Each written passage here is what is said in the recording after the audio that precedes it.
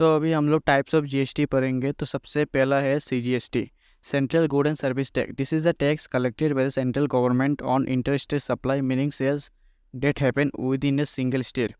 CGST का मतलब होता है, देखिए, जब भी हम लोग कोई भी सेल करते हैं विद इन द स्टेट, तब उस समय देखिए सीजीएसटी चार्ज किया हुआ रहता है।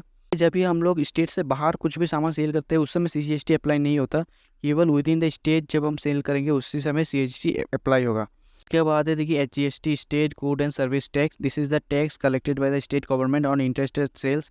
It is charge along with CGST. इसका मतलब देखिए, जैसे कि CGST within the state में सप्लाई होने से चार्ज किया जाता है, तो एचजीएसटी भी ऐसा ही है। तो एचजीएसटी भी सीजीएसटी के साथ within the state sales होने से चार्ज किया हुआ रहता है। तो देखिए, जितना भी गुड्स का टैक्स परसेंटेज है तो उतना परसेंट दोनों में डिवाइड किया हुआ रहता है।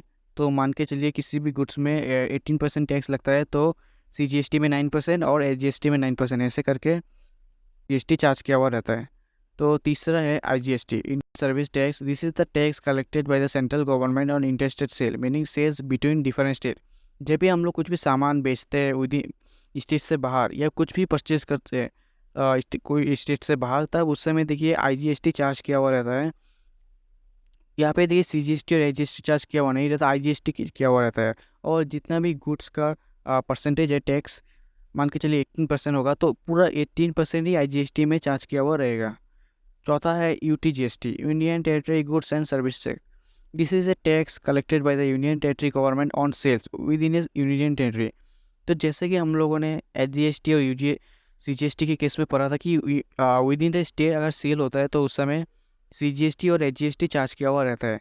पर अगर यूनियन टेरिटरी के अंदर अगर कुछ भी परचेज सेल्स होता है तो उस समय देखिए यूजीएसटी चार्ज किया हुआ रहता है सीजीएसटी के साथ।